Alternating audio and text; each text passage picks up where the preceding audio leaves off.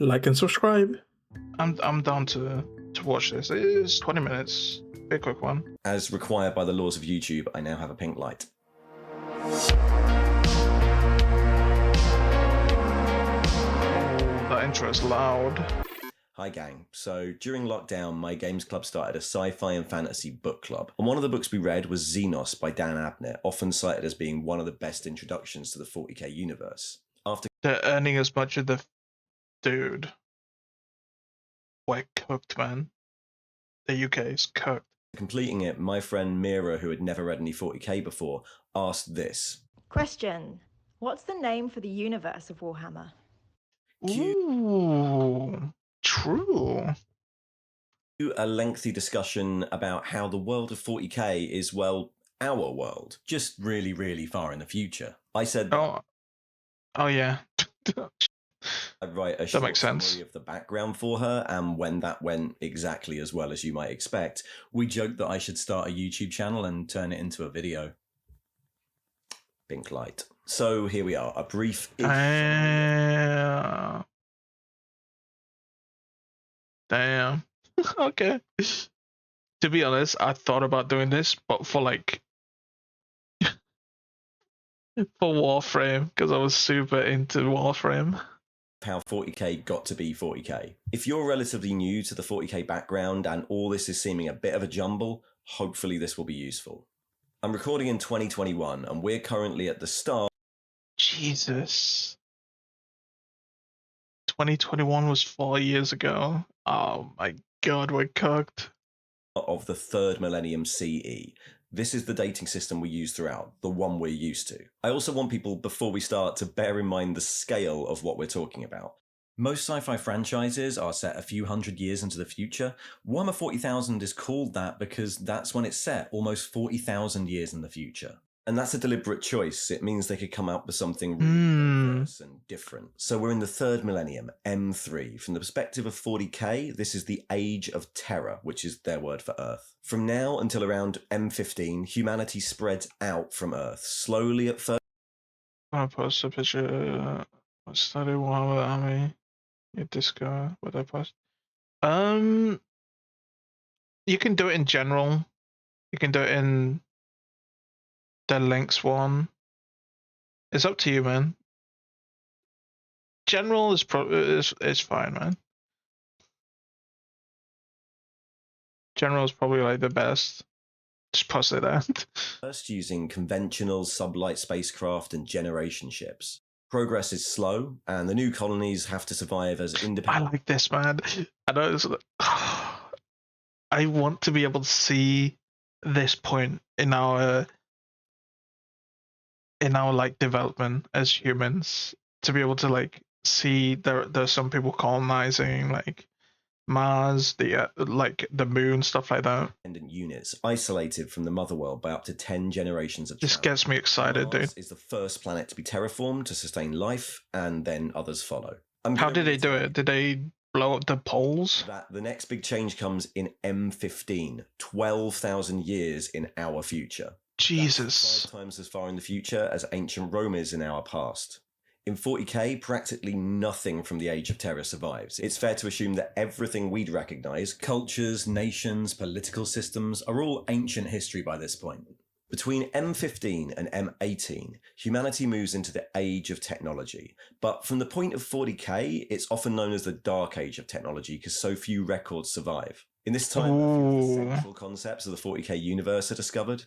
The first discovery is the warp.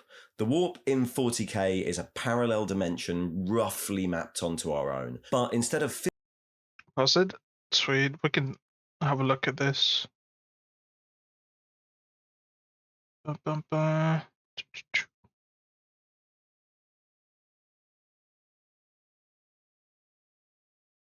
we go. Damn. Did you just get the? Did you just buy this recently?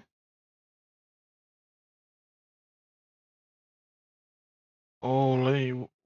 Which faction is this?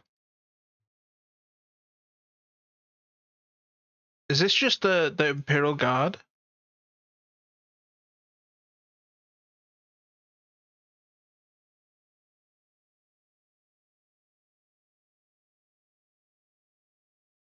Some riders left to assemble. Right.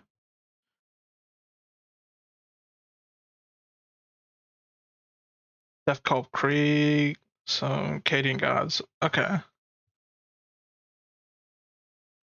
Yeah, I thought so. So like the helmet type and they do look like humans.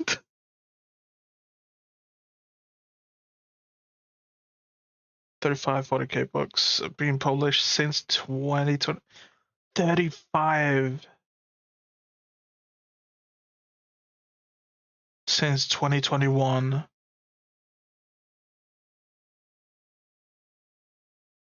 What the fuck is this song? Oh, fuck's sake, Path. I don't know why I have so many of your songs. Dude, from 2021, 35. These are like a full books, man. That's insane. Jesus.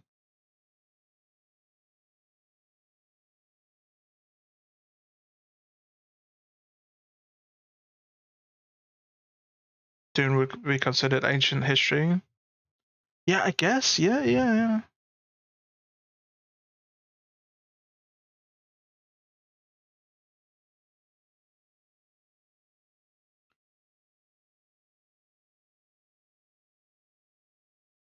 Yeah, man.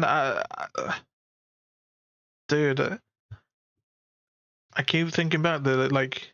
I remember my first experience of going into like a games workshop like shop and seeing everything. Like, I don't know if it was like just them. I don't know how that works, but like,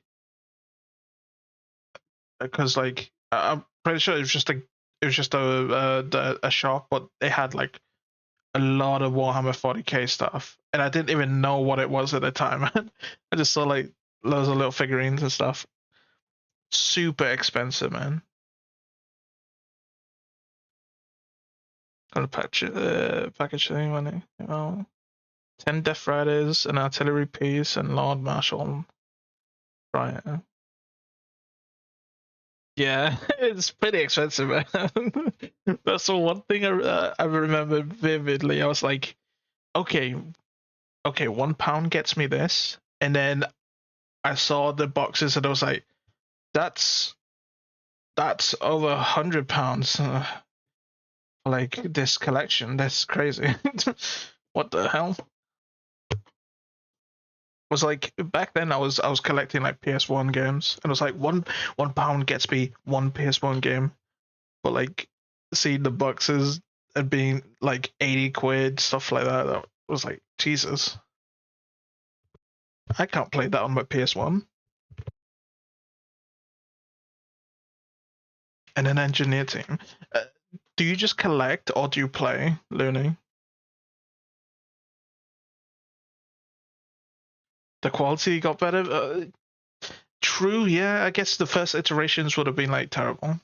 Well, not terrible, but like it would have been passing, I guess. All in one package. A present, okay. Who needs someone to play with? Jesus Christ, okay. uh,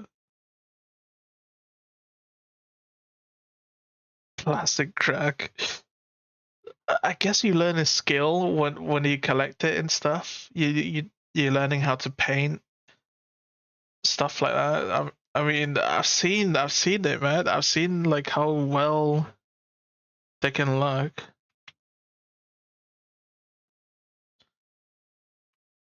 And some people like have like their own styles on things. Like I'm pretty sure some of the orc like collectors they do like some things differently. Maybe it isn't always just like a perfect paint job. They kind of want to switch it up. Made for fragile stuff. It's a good skill to like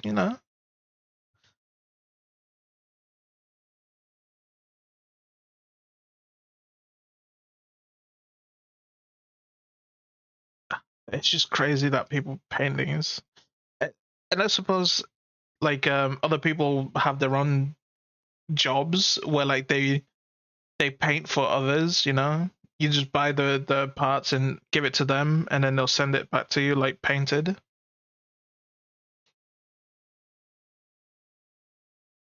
The tools and paint. Yeah, dude. So Space Wolves, damn.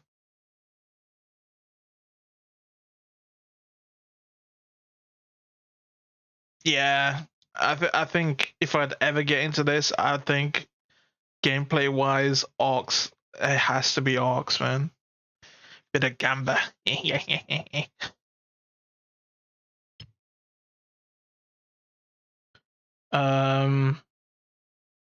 Fuck it, we're talking too much, man. let's finish this. I wanna generalize like timeline, because I've seen the Dune timeline, a video of it, and I really like it. But we'll do this one, and then backpacking Warhammer 40k. We'll do that one after.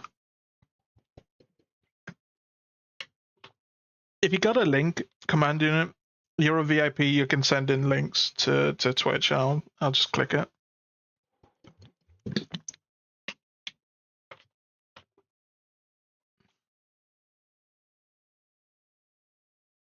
What? There's a job like that? What the hell?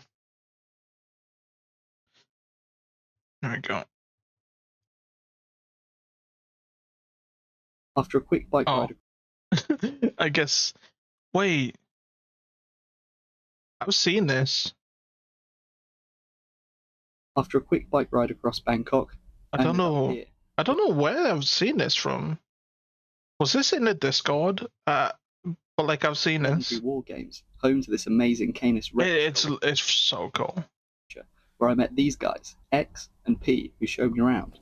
Inside, it was clear I was in nerd heaven. They had amazing displays, like this Titan covered in immaculate freehand, or this to help hobbyists pick their colours, and retro codices from old editions, relics from Warhammer Fantasy. And if that wasn't enough, they had a homemade animatronic. That's crazy, man. Trigon bursting through the wall, protecting a full range of paint supplies, and some more cool displays of Titus and Gabriel Angelos. Isn't that range of paint supplies and some more cool displays? Isn't this like the Primarch that people want Henry Cavill to like play as? And he's like, he doesn't know yet because he really wants to play certain ones, and then obviously he doesn't want to use himself like twice. But I gotta say, man, he should use himself twice. They're using Robert Downey Jr. twice in Marvel. Fuck it, dude. Play 2 Primarchs or whatever the fuck.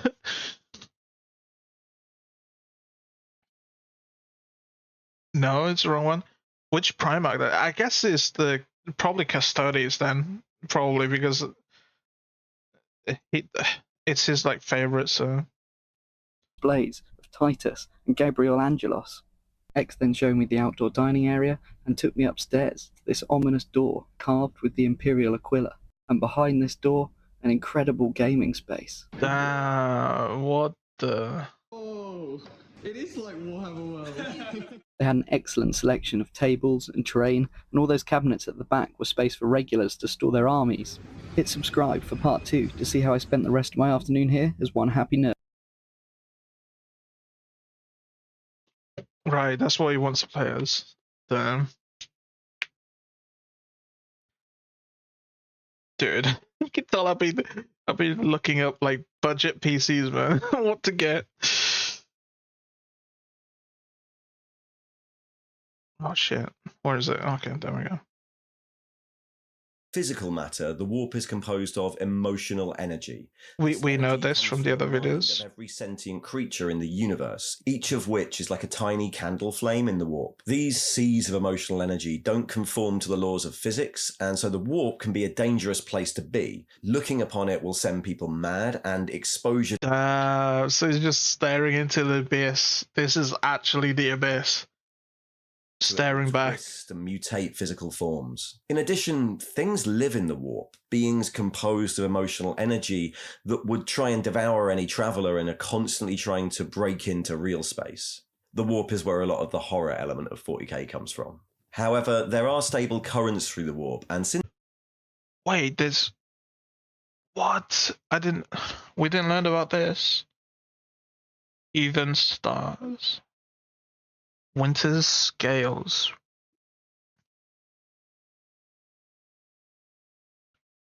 I thought it was. I guess it makes sense that they would have they would occupy separate parts of the warp. I feel like they they would play fair together. That would make a lot of sense of having like. Wait, is it 1, 2, 3, 4, 5, 6, 7? 7? As in like 7 hells? Is that wait 1, 2, 3, 4? Oh no, there's a one down here. I thought that's what it's gonna be, but there's like an extra one down here. 8 hells. Okay, sure. time and space don't mean the same thing there, a ship wrapped in a protective bubble of real space called a Geller field could ride those currents Damn, going straight into the warp pussy, man. faster than light travel. At first, only short jumps were possible, skimming the surface of the warp, but the humans of the Age of Technology eventually developed navigators, a controlled mutation resulting in a human bloodlines with a third warp eye that can perceive the rolling. This is Dune. Wait a second.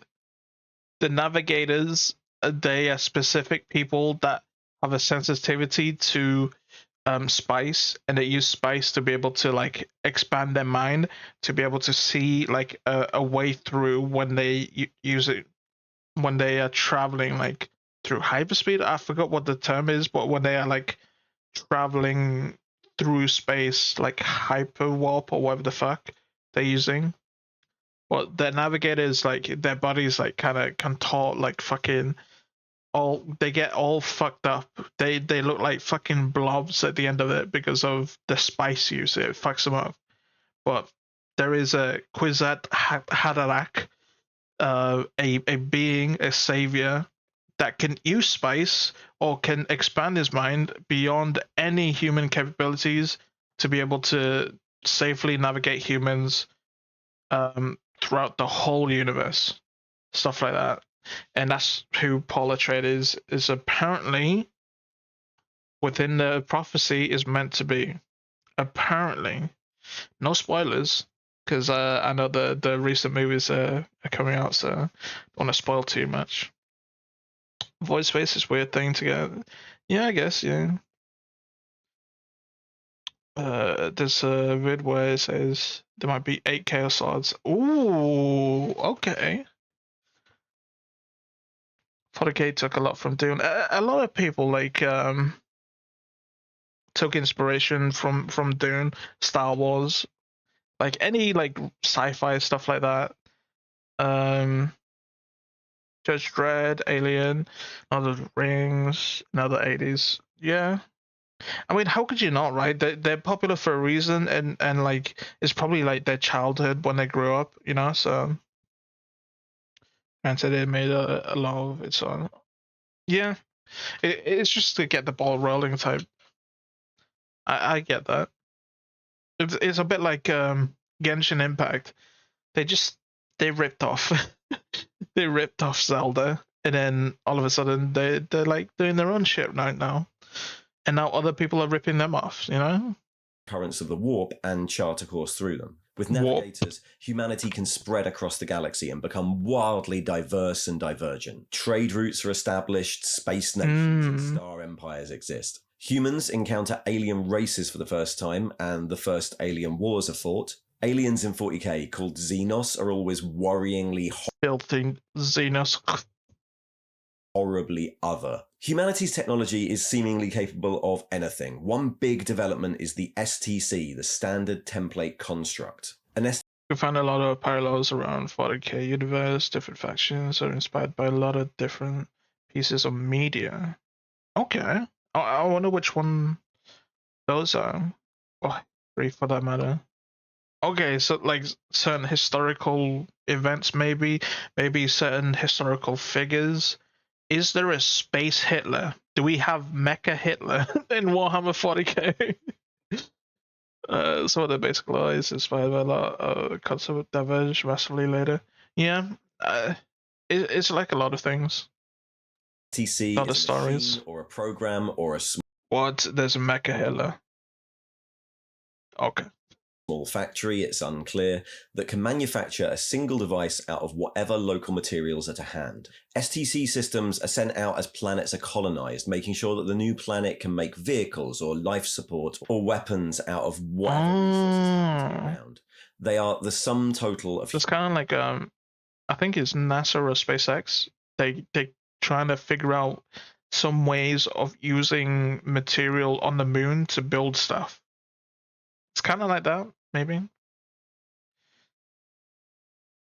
It's 40k. Everything already happened. Oh yeah, I keep forgetting because sorry, in my head, I'm just I keep having a disconnect between like Warhammer 40k.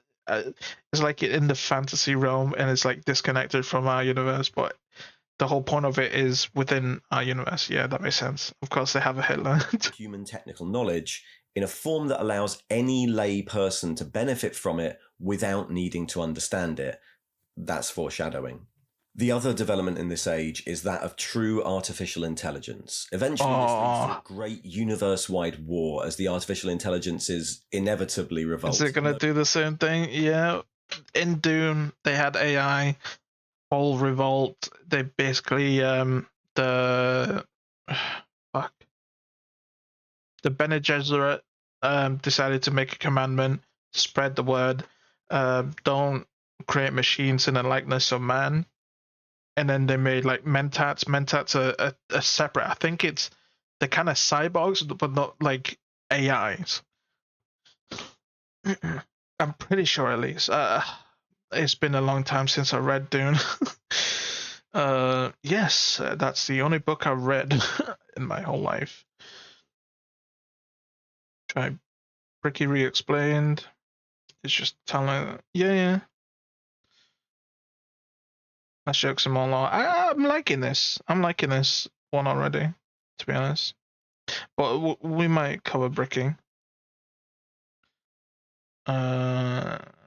Space Wolves, inspired by Old Norse. Oh yeah, yeah.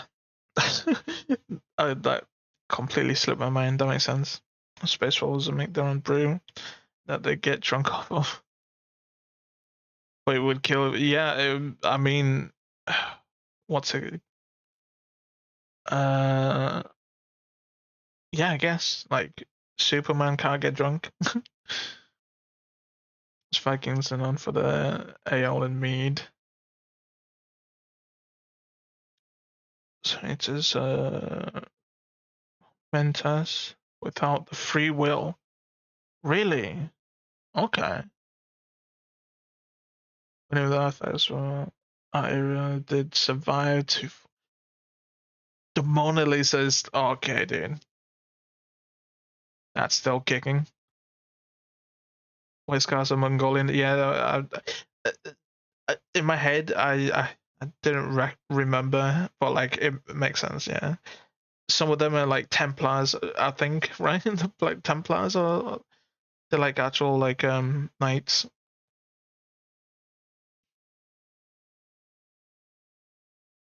That's facts from Earth. Granted, many of them are fake single copies.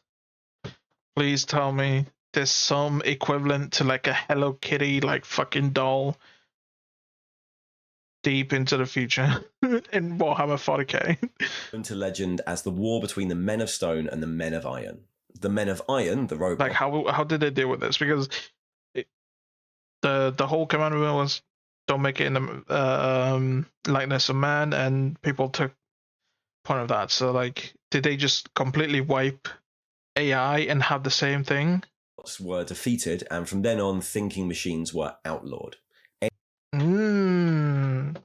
Okay. Any thinking must have a human mind at its core. This means that the robot servants that other sci-fi franchises have are replaced in 40k by servitors. Humans, usually clones or criminals, whose minds have been wiped and replaced by simple programming. Computers have vat-grown biological tissue. So these are the mentats. Sometimes rudimentary personalities because of it. With the dark age of technology at its height, by the end of the 22nd millennium, humanity... There's canonically cat girls. Why has nobody told me this? You're telling me no? Someone could have told me there's cat girls in Warhammer 40k. I would have been hooked instantly, man. Starts to suffer a great collapse as the warp becomes turbulent. Great warp storms reroute or shut off stable currents, and slowly interstellar travel becomes impossible.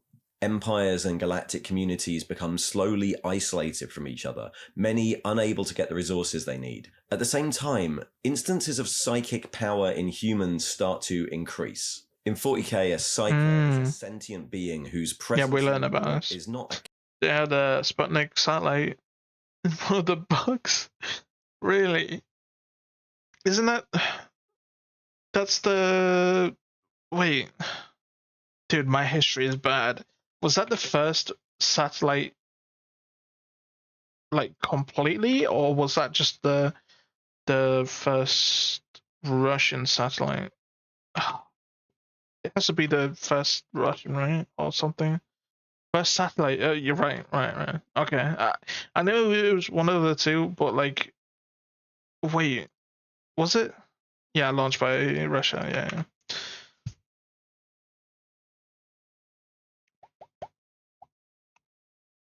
Learn about Emperor of Mankind, learn about primates, watch if the Emperor had text-to-speech device. Yeah. I knew that knowledge, that piece of knowledge was in there in my brain somewhere. Candle, but a great bright flame. They are a conduit for the warp, able to use the power of the warp to achieve things that look like magic in real space. Psykers have always been a part of humanity, and in... Holy shit, he looks like the Lord of Bones from Game of Thrones. Okay, that's where we get our myths of magic and shaman and witches from. But psykers can be dangerous. Letting the... Brother say shaman? Ugh. warp into real space through your mind runs the risk of letting one of the things that live there in too. And without great strength of mind, a psyker possessed by a warp entity could damn an entire world to mutation and corruption as they become a gateway to those that inhabit the warp. Possession, damnation. You'll notice a lot of religious language starts to creep in here. Yeah, I love that shit. I love that shit. With the Fallout TV show, when think of Mages from in Dragon Age. I've never played it. In Fallout, the TV show, when they showed the Brotherhood, and then they added more like a religious thing, like swaying the burning sage, stuff like that. Dude, I loved it. It might have diverted a little bit, but I like that idea because I like it when it's like super sci-fi.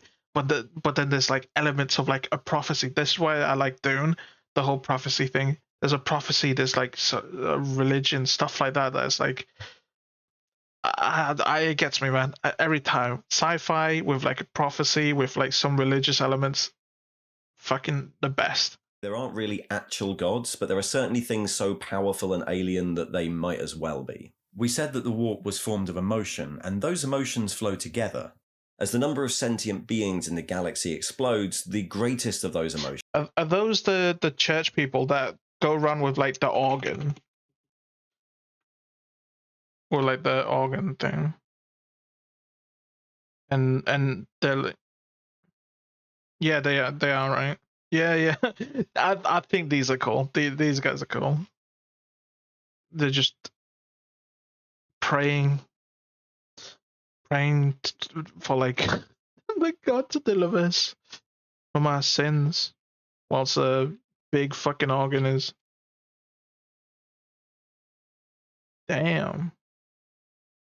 It is cool though. They're so cool. Like I would say without orcs, the ones that I truly like is what are those? The Sisters of Battle, the ones that have no affinity for like the warp or anything. That have, I forgot what they're called. They have nothing. They're like, people see them as like these empty like husk type things, and they're like very anti-warp, and they're like scary and stuff. Sisters of Silence, right? And the blanks. That's the term. Yeah, the blanks. I think that's cool, man. I think that's so cool. Jesus, you have this great power that's like kind of darkness in quotes, but then but then if you're in touch with it, you can control it. You're super powerful, and these fuckers just walk in like, nah, bitch. Nope, no more warp power for you, man. Jesus, Stream Elements is like fuck with me, man. In Dragon Age, mages get their power from the Veil. Damn, it's funny how a lot is like inspired by everything, like where they can go when dreaming, and a demon can possess them if they are not careful. So they're Templars, warriors, wielding magic, the weapons to kill. Okay. The first moment of suspicion, they are corrupted. It's kind of like the Astartes, like I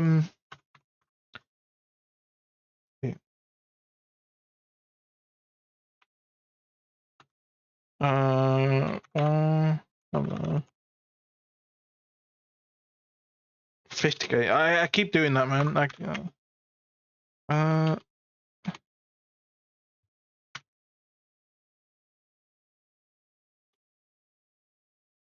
is it the first one? Do you remember this trailer? Because they were like standing near that psyker who was like using the warp, and then they fucking crushed him because they saw him like he was getting corrupted. Psych is physically hurt by the mere presence of a sister of silence. Oh, I love that. That's so cool, man. That's so cool. It's like this is why I like Black Clover, because of the whole like he's anti-magic. I just like the anti-magic thing, man. You have strong magic, and then you have one guy who's like, dude, that does nothing to me.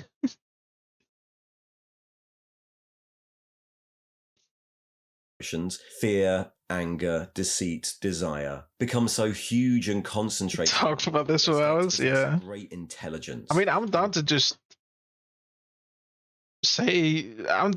do like this week of fucking Warhammer 40k, man. I'm down for that, man. Compete with one another to influence the real world. These chaos powers are often called gods, but they're more like great, unknowable Lovecraftian entities. Still, dedicating acts to them in real space can draw their attention and grant... What the hell is this? What are these poses doing, man? Power, so worship becomes the word used. The entities that serve... Supposed to be Solus don't have a presence in the warp. Okay. I think that's cool.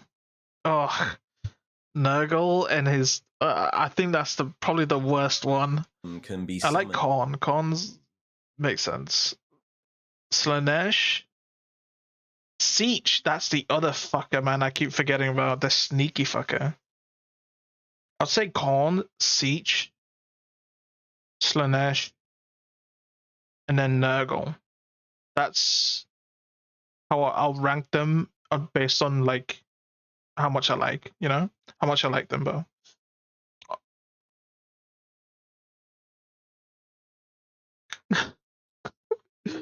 You go feed your lungs. Okay, dude. Have fun, man. And possess people, so demon ends up being the term used. Great strength of mind can repel them, so faith ends up being the term used. Demon. There aren't gods like we would understand them, but because of the warp, religion and worship are real and powerful things in the setting. As the warp storms grow and true, best religion is the orcs believing in anything. I believe this would work. think that's fucking hilarious, dude. What the fuck happened to my cable? Ah, fuck it. Futa? What? Isolated pockets. Where? Whole worlds are consumed by the actions of rogue cyclists. Where, so I can avoid it? Worshipping the chaos powers, or simply starve for want of resources or are picked off by aliens. By the 25th millennium, humanity descends into 5,000 years of stagnation and decline known as the Age of Strife. Ancient Earth, by this point known as Terra, has long used up its resources and descends into warring nation-states, facing hordes of techno-barbarian warriors using the remnants of techno-barbarian warriors, that's crazy. Mankind's millennia-long arsenal is used in conflicts from atomics to genetic engineering to psychic powers. Some organized states hold out, but for most of the period, Terra's permanently in a state of war over minute natural resources. It's into this world, around the 30th millennium. That's why I heard the strife thing, because the emperor, like, yeah. emerges. Nobody knows where he came from, but he's a psyker of staggering power and a scientist of unparalleled genius. An immortal who claims to have been with humanity since the start of civilization. This is just Vandal Savage from is it DC? I think it is. Yeah, Vandal Savage. I like his character, man. Vandal Savage, man. It's so good. That's the official line. There are other theories, especially amongst contemporary characters in the novels. From this point, we get into stuff that's known, though restricted, history in the 40k world, so we start to get a lot more detail. Also, background and novels are still being written that expand on this stuff, so... Jesus. And 35 more novels since this video. This asterisk on screen whenever things get particularly contentious. Okay. As humanity on Terra starts to consume itself, the Emperor begins a slow conquest of the planet at the head of armies of genetically engineered warriors. Genetic engineering's kind of the Emperor's hobby. First of these are the Legio Custodes, his bodyguards, each taken as a toddler and Henry Cavill's favorite, Custodes, hell yeah. Rewritten into a loyal, thoughtful, immortal philosopher soldier in a long and costly process. But there aren't initially enough of them to conquer a planet, so alongside the regular human armies at his disposal march 20 legions of Thunder Warriors. Adult soldiers, genetically engineered to be incredibly large, tough... Thunder Warriors? Was that the original term for them? The legions, the Emperor sweeps across Earth and either defeats the various warring factions or brings them into his Imperium under threat of destruction. Yeah, it's called an Imperium, not an Empire. Don't know why. As a psyker of staggering power, the Emperor... Oh yeah, what's the difference? What's the difference? Imperium. What's this? Empire. General use of empire refers to a large political entity that dominates other nations or peoples, often characterized by overseas territories. Imperium, practically in the context of ancient Rome, refers to the supreme power to command, typically in the military and governmental affairs, but can also be used to mean empire. Okay. More broadly, while the term is sometimes used interchangeably, Imperium often emphasizes the authority and power structure of a state. Okay. While empires more broadly describes territorial. So you can use both. It's just, yeah, Imperium makes a lot more sense. The amount of power that this has, yeah, that makes sense. Knows why the warp has grown so stormy over the last few millennia. An alien race, the Eldar, were at the very height of their power during humanity's expansion, so technologically advanced that their lives were spent in indulgence and leisure. However, the Eldar race are extremely psychic. Give me a series of this right before the downfall, and then the downfall happens. Give me a series. Give me a trilogy, something like that, man. As their society grew more and more decadent, the emotional energy that was built... I just hope, please, Henry Cavill. We've got good shows now. We have Arcane. We have the Fallout TV show. Please. Just ignore Halo. Ignore The Witcher. The first part of The Witcher was pretty good, man. The first season, I liked it a lot. Please, Henry Cavill, make this work, man. building up in the warp was slowly coalescing into a new chaos power. When that power woke up, the warp storms would be cleared, and the Emperor wanted to be ready for that.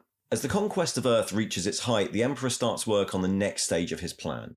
Humanity was scattered across the galaxy, under threat from Xenos predators and ever more vulnerable to the warp as it slowly evolved into a psychic species. The Emperor had conquered Earth, but the Thunder Warriors were too unstable Thunder and erratic to cover the Warriors. entire galaxy. He needed autonomous, reliable armies that he could send out to all corners of the galaxy to unite humanity. He stole a measure of power from the warp and used it to create 20 Primarchs, giant superhuman generals, and from Oh, I thought that was just the term. So what happened to the Thunder Warriors? Did they become like under the Primarchs?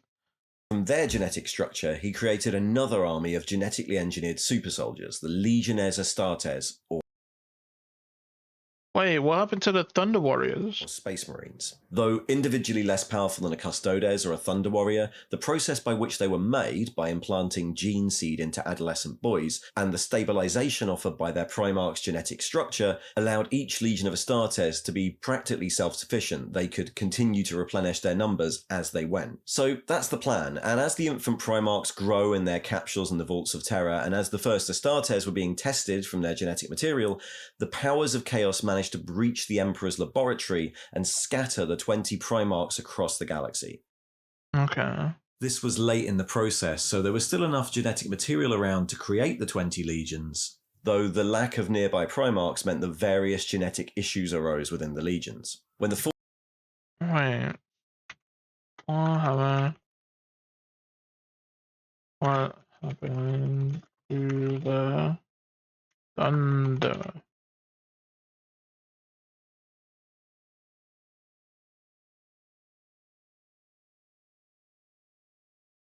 Thunder Warriors, the Emperor's first genetically engineered warriors, were largely purged. They were what?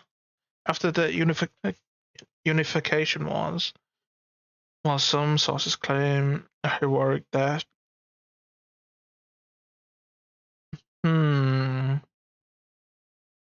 Others indicated a more brutal end at the hands of the Custodes and later the Legiones Astartes. Okay.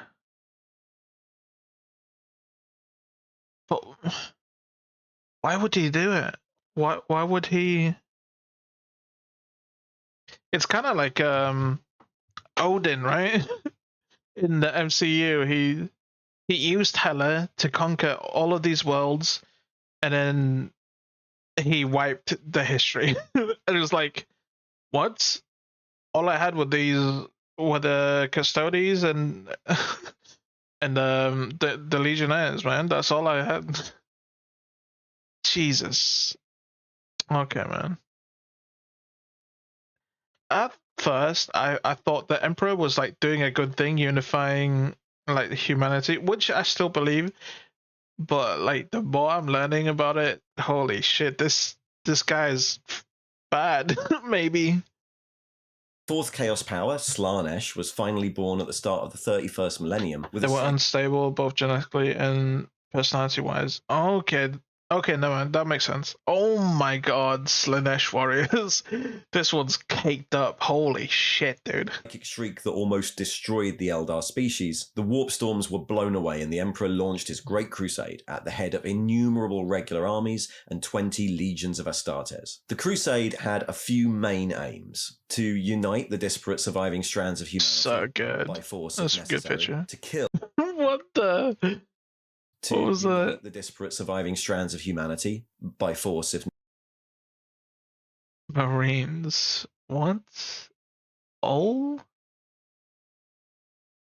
I guess he was just caught while he was in there. That's funny. necessary, to kill all Xenos found so that humanity has no Ugh. competition. Xenos.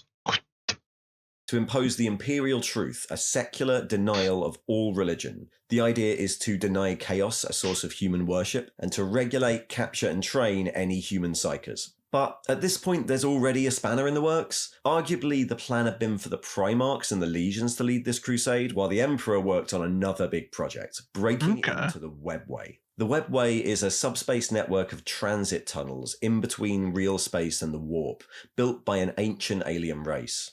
If humanity could use the space and the warp, built by an who were magic space frogs. What? Okay, I feel like I need to build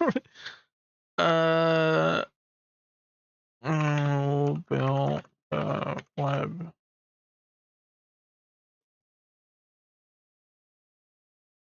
The webway was built by the old ones. The frogs? An ancient and highly advanced xenos race. They were created as a network of tunnels and pathways that allowed instantaneous travel. Okay. I know this.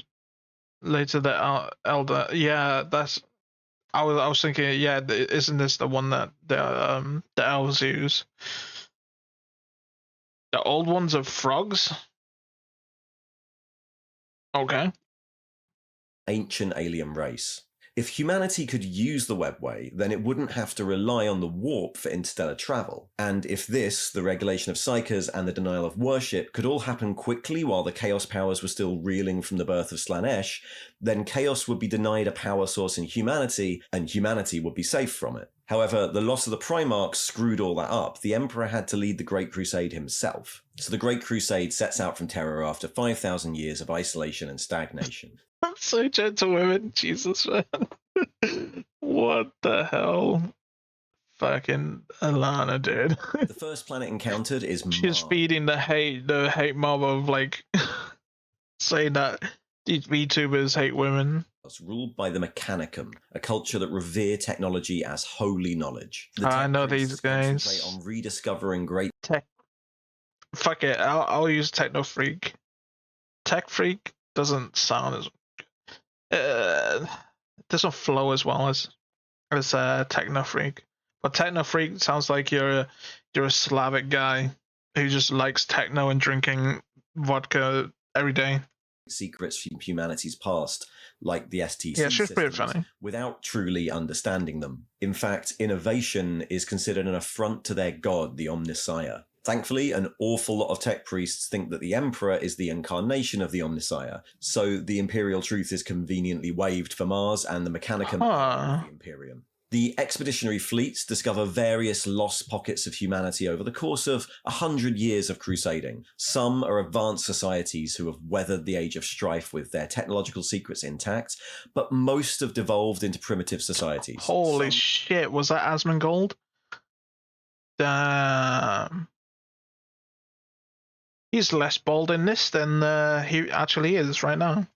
Some resist compliance or have fallen to the worship of chaos or have been enslaved or mutated, and these are all destroyed by the legions. Mostly. The Great Crusade expands. All the original 20 Primarchs are found, scattered on various human planets, and they are given command of their legions. Eventually, with the Primarchs rediscovered and the Great Crusade nearing completion, the Emperor raises one of the Primarchs, Horus of the 16th Legion, to War Master. Horus is to lead the conclusion of the Crusade. Yeah. I remember from the Bricky video. Yeah. I mean, you can't, like, exactly... You know, if they're the ones that are building your weapons and all of that shit, brother... Dude... Don't bite the hand that feeds you, right? Don't do that, man. The whole, I don't blame them. Being hypocrites for that. While the Emperor returns to Terra to work on the Webway project. But by this point, things have got a bit desperate. The Primarchs are all great leaders, but they're not really the perfect Imperial generals the Emperor was aiming for. They've all been raised in different human cultures with very different ideas of how to fight a war. Oh my god, the haunted-ies. Jesus. It still gets me. Very different ideas of what the Imperium should be, and very different ideas about the Emperor. Some see hell yeah, salamanders, best ones. Leader, others as a tyrant, others as a god. Many see him as a father figure and feel abandoned when he places Horus in charge and disappears off to spend the rest all got daddy issues, huh? of the crusade in a laboratory. Many of them worry what their place will be when the crusade is over. After all, when the Thunder Warriors stopped being useful, the Emperor just straight up killed them. And since they've obviously been stolen away by chaos at some point, the Emperor, never the most human and caring of beings, is quite closed about revealing his full plans to them. Games Workshop's also quite closed about revealing its full plans. I'm piecing this together from a lot of different books. They're very loyalist. I love the salamanders. I love how sweet they are compared to like what they look like and compared to everyone else. I love that there's just one faction that's like got a lot of heart like that. Using some of these feelings of betrayal, Chaos manages to turn Horus and half the Primarchs against the Emperor, and a galactic civil war rages between the 9 Loyalist legions and the 9 Traitor legions. 2 Primarchs disappear mysteriously during the Crusade. This war is called the Horus Heresy, and there's a those are the 2 that's not like actually like revealed, right? Because there's 18 Primarchs and then plus 2. book novel series about it, but in short, the Emperor spends most of it in his lab trying to finish the Webway project. A few Sister Silence. Horus lays siege to the Imperial Palace on Terra before the Emperor emerges and kills him, but is mortally wounded in return. The Emperor, catatonic, is placed on the life support device known as the Golden Throne, and the Traitor Legions retreat to the Eye of Terror, a massive area of the galaxy where the warp and real space cross over. In the 10 millennia after the Horus Heresy, the Imperium kind of devolves. It stays together, ruled by a council called the High Lords of Terror and a huge bureaucracy called the... I mean, it's hard to control when there's like your beacon, your like leader is, well, he's not really there, is he? Administratum. One by one, the Loyalist Primarchs disappear or are killed in battles against aliens. Space Wolves. Astartes legions are considered way too much of a concentration of power, so they're split up into thousands of autonomous chapters of around 1,000 Marines. 1,000 chapters? Okay, so all the Marines have chapters and then they become the faction for the Primarch, right? And they altogether they're the legions for the Primarch. Don't know if told, but the Emperor is supposed to be an eternal, to be eternal that revives after death. Yeah. I know. Is it? Wait, revives? That's separate. My idea was like he just can't die. He's immortal, but he revives. They're taller than the Space Marines. Darker, so have red fucking eyes. Yeah. My preferred way of killing is by fire. Yeah. Yet they understand the importance of individual citizens of the Empire. Yeah, man. They're basically wholesale horrors. And that's why I like them, man. They're probably my favorite faction. Spread across the favorite what's this? Space Marines. And tasked with protecting specific areas or worlds. Because of the gene seed system, each chapter is largely self-sufficient, and because they were created by the Emperor and the Primarchs, they're also outside the direct control of the High Lords. After the chapter, yeah, chapter. I was trying to think, like, fuck, what? There's another term I'm trying to think of, but don't know how long it takes for him to revive after death, so they keep feeding him. Wait, what? What if they're perpetually stopping him from reviving? The whole time they're trying to, like, help him revive, but, like, he needs to actually fully die, but they just keep feeding him shit. Is placed on the Golden Throne, a religious movement starts venerating him as a god who has ascended. Resisted at first, this eventually becomes the state religion of the Imperium, run by an organization called the Ecclesiarchy, and is brutally enforced across the galaxy. Who wouldn't, man? Or holy war. Who wouldn't? Like, even amongst the fucking most badass people, Space Marines, and then on top of that, the Primax, and then on top of that, the fucking Custodians. Bro, this guy is above all of them. Like, holy fuck. Hey, man, that's probably the closest thing they have to a god. If he dies, humanity is fucked up. Yeah, I guess it's like a necessary evil, man. I see why he's doing what he does, man. I've said it in the other videos, like, it's bad what he's doing, but it makes sense, because without it, like, all these fucking horrors of the universe will just destroy humanity. Better to be cruel than in a cruel universe than not, I guess. Wars, because of differences in scripture, become quite a commonplace thing. As the Imperium becomes more concerned with heresy and the threat of chaos and Xenos, the Imperial Inquisition is formed to hunt out traitors and heretics within. By the 41st millennium, the Imperium is a galaxy-spanning, authoritarian, fascist, religious fundamentalist, oppressive state, fighting to stay together against the threats of chaos and various Xenos species. It encompasses worlds so remote and backwards that they largely exist as medieval farming communities. It's the only reason humans can traverse the world. Isn't it because he's in the sea and he's kind of like a beacon of some sort? That's how they're using him. I vaguely remember that, but like I don't know if that's actually like what's really happening. There'll be a second era of planetary isolation without the Emperor.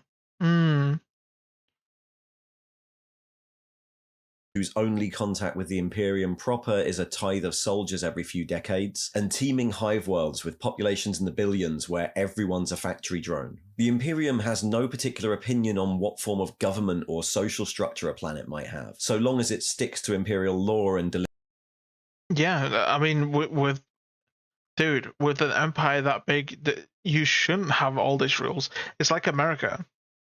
Like, I guess you can, but like, holy shit, it's hard to govern all of these states, like, to do a specific thing. Like, yeah, it's at some point you gotta there's some leeways, right? They had to be, the strict rules have to be like minimal enough for them to follow, like make it easy for them to follow. Like, hey, you're not a heretic, you're not filthy Xenos, you know. Stuff like that, man. You can't just go individually. Like, it's like making a law on parroting. Like, what the fuck? Why would you even do that? Why would you try and tackle making strict rules for parenting? It's also passively and sometimes actively giving protecting his vast power to the ones. Okay, wait, is he just a god then? What the fuck? What the hell? Because that's what Garen does in League of Legends. He prays to the god of justice, and the god of justice like gives him the power. Just smite his enemies. This universe, the corruption is real. He's inside the warp in a sense, constantly fighting warp demons, constantly. That's why you have to feed her 1,000 psychic souls every single day. Not just keep him alive, but also capable. Oh, okay.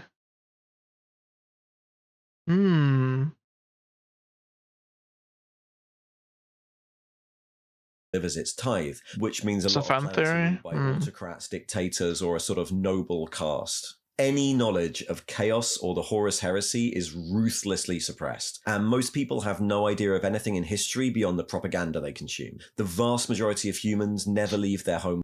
Ignorance is bliss, man. Ignorance is bliss. That's all I gotta say. Planet. The Emperor has been a catatonic husk for 10,000 years, but Psykers are still hunted down and returned to Terra, where they're sacrificed to fuel the Emperor's golden throne, or to power a giant navigational beacon called the Astronomicon. The lucky ones might become astro-telepaths, the only reliable way of communicating. Astro-telepaths? What the? Systems. These terms. Psykers, dealing with Xenos, or contact with chaos are considered capital crimes, and if a planet is deemed too far gone, then it might suffer the fate of extermination. Yeah, scorched earth, just burn everything, man. Filthy Xenos. Scoured clean of life, just as a precaution. The colossal, inefficient bureaucracy of the Imperium is intended as a satire. As the famous quote goes, whole sectors of space are lost or abandoned due to rounding errors in administratum tax returns. It's not a fun place to live, and it's against this background that almost all of modern 40k is set. That's the world that Xenos is set in, and the world that the 40k stories have been written in for 30 years. He might already be a god in waiting. I mean, he's completely different, right? He's completely different from other humans. Like, it would make sense if he is one, right? Waiting just for a chance to be released from the golden jail. Or doom humanity. I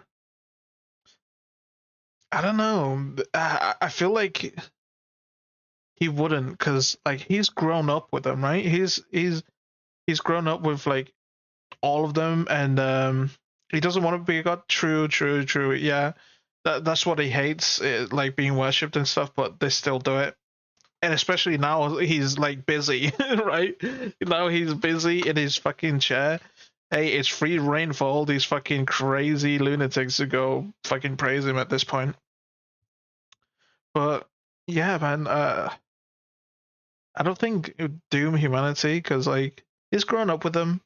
He's nudged them along the way, you know, humanity, and now he's taking like full control and come like forward to go, you know what, you guys are fucking up too bad. I gotta help you. Spending his humanity. Ooh, okay. I that's why then. He just seen us as a sound redeem. What? What's for Eternals in the universe? One of the Primarchs was one. Wait, what? A Primarch was a... Huh. So a crusade to eliminate all religion. He's now revered as a god. I mean,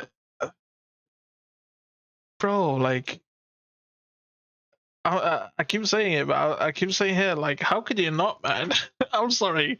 If someone like him fucking appeared, and then, like, dude, have you seen how Hitler was was treated?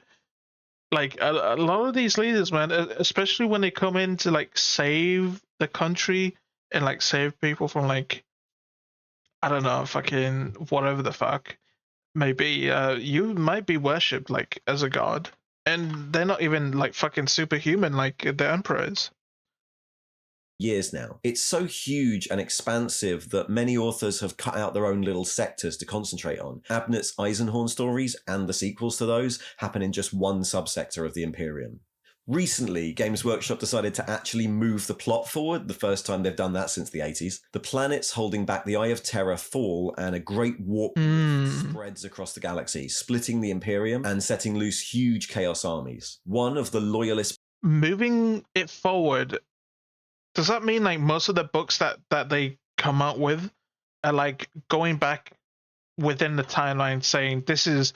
They're kind of fleshing out the timeline, but like this is like roughly when they started like progressing the timeline forward. I'm assuming that's what this means. The planets holding back the Eye of Terror fall, and a great warp rift spreads across the galaxy, splitting the Imperium and setting loose huge chaos armies. One of the loyalist Primarchs... And it's for you, not so much what seems like magic to us. It's just simple science. Doesn't believe in gods. Okay. So it's kind of like an isekai MC, and then uses like fucking modern technology in like this fantasy world. It's like, bro, there's just a phone. Everybody else is like, oh my god, he's captured my soul in this device. According to some sources, can't find anything definitive. He's apparently born somewhere around 8,000 to 7,000 BCE.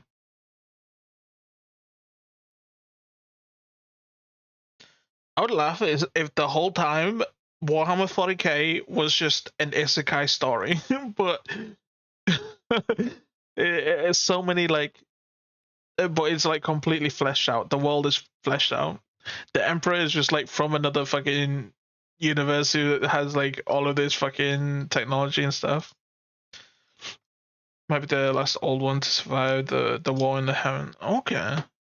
Reappears and forces a load of Imperial forces back to the front line, as well as making huge improvements to the Adeptus Astartes. All that is currently unfolding within the game, so I'm not really going to go any further with it in this video. 40k borrows a lot from other sources. The colossal scale outlawing of AI and use of religion as a tool is straight from Dune. The Yeah. concept of chaos powers. I'm sorry. Oh, I do like his accent. It's just, bro, I know exactly like the people with the same accent say that the same thing, man. Oh, I feel like I'm too fucking Americanized, man. I'd say Dune. On use of religion as a tool is straight from Dune. The concept of It's not that bad. A lot of Brits say June, as in like with a J. I don't know why. I think they're fucking cooked, but chaos powers is borrowed from Michael Moorcock, but the way chaos cults in the chaos powers function is more. What the? I thought this was like a short, like fucking monster, but holy shit, these are the people. What the fuck? Are they just praising like a demon? Lovecraft, and the daily over-the-topness and satire is very heavily influenced by Was that Lovecraft 2000 AD stuff? Judge Dredd. The scale, paranoia, and ridiculous inefficiency of the Imperium is also really useful when you're writing this background for a game where any player might want to play any other player. There are tons of reasons why one Imperial faction might fight another Imperial faction. It's almost fighting aliens. Finally, Sister Sin. Tadpole. Oh, it's cute. It's actually cute. Little tiny Cthulhu. The thing is, vast majority of anything said about the time before 30k speculation and rumor. Is it like complete? Like, how bad is it when it in terms of speculation? Can you like kind of infer certain things about it? I should say that this is really only the history of humanity within 40k. I mean, they're the main protagonists and cover most of the factions. Because like in League lore, a lot of the times, well, in the past, League lore was pretty much these characters saw a certain thing, but they explain the event in a different way because they're two different people. Some fucking lie, some tell the truth, some embellish it, stuff like that, and you kind of have to infer it in the middle, like what exactly happened during that time. Keep in mind, all of the history is told in the point of view of the one who wrote it in universe. Very few is, if it's anything, done as true gospel. It's kind of like the Bible then. Like later on, a lot of the time is like, I'm this dude writing about this other dude who did this thing because I heard it. Or like I was kind of there. Or like it's kind of like I know a guy who knows a guy who has a cousin who knows this guy who knows this girl whose niece is actually this guy. Stuff like that, man. Similar videos could be made about the history of some of the alien factions. Those are definitely videos for another time. Thanks for watching. If you are new to the 40k background and you found that either useful or really confusing, let me know below. It'd be good to know if very these things are useful. working. See you next time. Hell yeah, man. Some things are figured out via archaeology. Okay. Though I think it's profession is even a thing. I mean, didn't he say there was a lot of stuff that was lost, right? Don't forget to like and subscribe, and if you want to catch me live, I stream here on YouTube, Twitch and Kick. You can join my Discord to get notified. Big shout outs to my members. Thank you.